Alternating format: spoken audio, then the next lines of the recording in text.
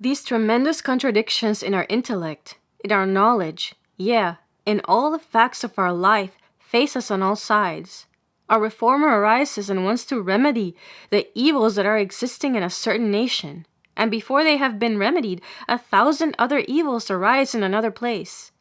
It is like an old house that is falling. You patch it up in one place, and the ruin extends to another. In India, our reformers cry and preach against the evils of enforced widowhood. In the West, non-marriage is the great evil. Help the unmarried on one side, they are suffering. Help the widows on the other, they are suffering. It is like chronic rheumatism. You drive from the head and it goes to the body. You drive it from there and it goes to the feet.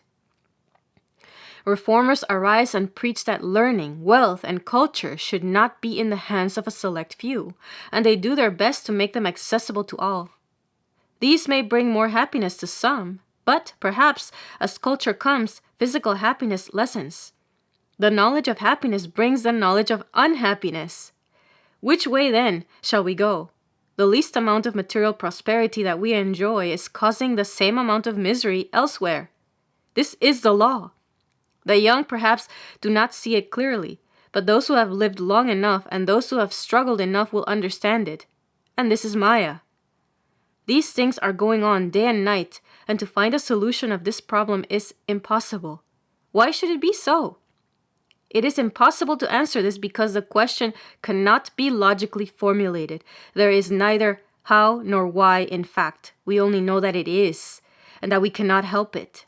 Even to grasp it, to draw an exact image of it in our own mind, is beyond our power.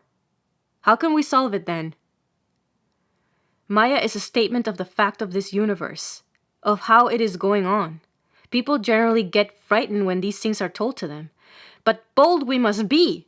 Hiding facts is not the way to find a remedy. As you all know, a hare hunted by dogs puts its head down and thinks itself safe. So, when we run into optimism, we do just like the hare. But that is no remedy. There are objections against this, but you may remark that they are generally from people who possess many of the good things of life.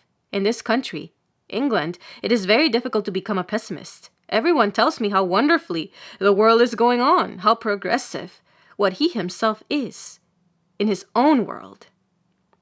Old questions arise. Christianity must be the only true religion of the world because Christian nations are prosperous. But that assertion contradicts itself because the prosperity of the Christian nation depends on the misfortune of non-Christian nations. There must be some to prey on. Suppose the whole world were to become Christian, then the Christian nations would become poor because there would be no non-Christian nations for them to prey upon.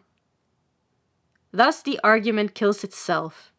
Animals are living upon plants, men upon animals, and, worst of all, upon one another, the strong upon the weak. This is going on everywhere. And this is Maya. What solution do you find for this?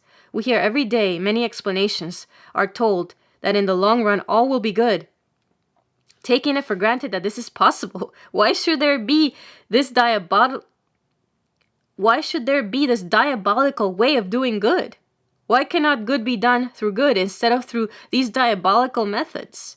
The descendants of the human beings of today will be happy, but why must there be all this suffering now? There is no solution. This is Maya.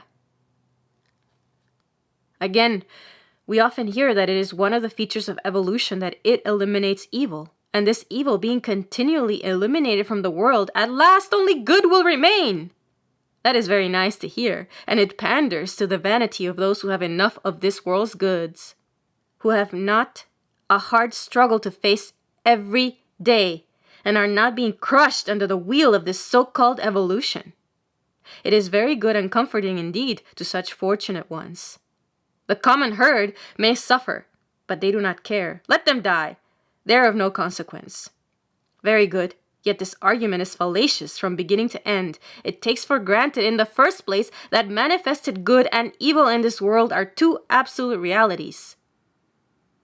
In the second place, it makes a still worse assumption that the amount of good is an increasing quantity and the amount of evil is a decreasing quantity.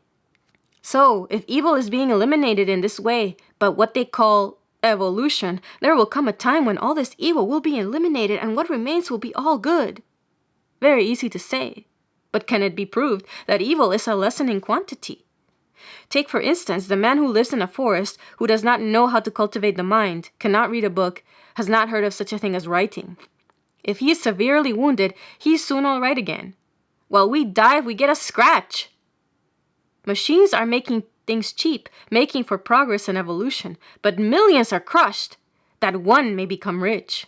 While one becomes rich, thousands at the same time become poorer and poorer, and whole masses of human beings are made slaves. That way is going on. The animal man lives in the senses. If he does not get enough to eat, he is miserable. Or if something happens to his body, he is miserable. In the senses, both his misery and his happiness begin and end. As soon as this man progresses, as soon as his horizon of happiness increases, his horizon of unhappiness increases proportionately. The man of the forest does not know what it is to be jealous, to be in the law courts, to pay taxes, to be blamed by society, to be ruled over day and night by the most tremendous tyranny that human diabolism ever invented, which pries into the secrets of every human heart. He does not know how man becomes 1,000 times more diabolical than any other animal, with all his vain knowledge and with all his pride. Thus it is that, as we emerge out of the senses, we develop higher powers of enjoyment. And at the same time, we have to develop higher powers of suffering too. The nerves become finer and capable of more suffering. In every society, we often find that the ignorant, the common man, when abused, does not feel much, but he feels a good thrashing. But the gentleman cannot bear a single word of abuse. He has become so finely nerved. Misery has increased with his susceptibility to happiness. This does not go much to prove the evolutionist's case. As we increase our power to be happy, we also increase our power to suffer. And sometimes I am inclined to think that if we increase our power to become happy in arithmetical progression, we shall increase, on the other hand, our power to become miserable in geometrical progression. We who are progressing know that the more we progress, the more avenues are open to pain as well as to pleasure. And this is Maya.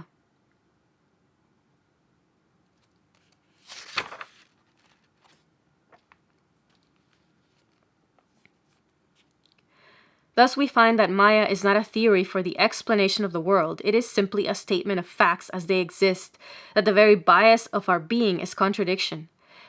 That the very basis of our being is contradiction, that everywhere we have to move through this tremendous contradiction, that wherever there is good there must also be evil, and wherever there is evil there must also be some good. Wherever there is life, death must follow as its shadow, and everyone who smiles will have to weep, and vice versa. Nor can this state of things be remedied. We may verily imagine that there will be a place where there will be only good and no evil, where we shall only smile and never weep. This is impossible in the very nature of things, for the conditions will remain the same. Wherever there is power of producing a smile in us, there lurks the power of producing tears. Wherever there is the power of producing happiness, there lurks somewhere the power of making us miserable.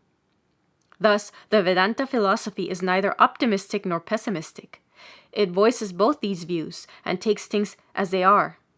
It admits that this world is a mixture of good and evil, happiness and misery, and that to increase the one must of necessity increase the other. There will never be a perfectly good or bad world, because the very idea is a contradiction in terms. The great secret revealed by this analysis is that good and bad are not two cut and dried, separate existences. There is not one thing in this world of ours which you can label as good and good alone, and there is not one thing in the universe which you can label as bad and bad alone. The very same phenomenon which is appearing to be good now may appear to be bad tomorrow. The same thing which is producing misery in one may produce happiness in another. The fire that burns the child may cook a good meal for a starving man. The same nerves that carry the sensations of misery carry also the sensations of happiness. The only way to stop evil, therefore, is to stop good also. There is no other way. To stop death, we shall have to stop life also. Life without death and happiness without misery are contradictions, and neither can be found alone, because each of them is but a different manifestation of the same thing. What I thought to be good yesterday, I do not think to be good now. When I look back upon my life and see what were my ideals at different times, I find this to be so. At one time, my ideal was to drive a strong pair of horses. Another time, I thought if I could make a certain kind of sweetmeat, I should be perfectly happy. Later, I imagined that I should be entirely satisfied if I had a wife and children and plenty of money. Today, I laugh at all these ideas. Today, I laugh at all these ideals as mere childish nonsense. The Vedanta says there must come a time when we shall look back and laugh at the ideals which make us afraid of giving up our individuality. Each one of us wants to keep this body for an indefinite time, thinking we shall be very happy, but there will come a time when we shall laugh at this idea. Now, if this be the truth, we are in a state of hopeless contradiction, neither existence nor non-existence, neither misery nor happiness, but a mixture of them. What then is the use of Vedanta and all other philosophies and religions? And above all, what is the use of doing good work? This is a question that comes to the mind. If it is true that you cannot do good without doing evil, and whenever you try to create happiness there will always be misery, people will ask you, what is the use of doing good?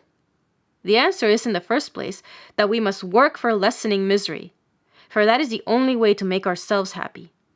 Every one of us finds it out sooner or later in our lives.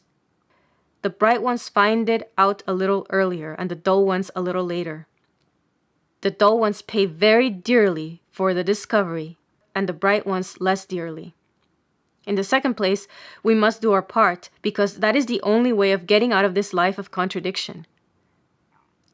Both the forces of good and evil will keep the universe alive for us until we awake from our dreams and give up this building of mud pies. That lesson we shall have to learn, and it will take a long, long time to learn it.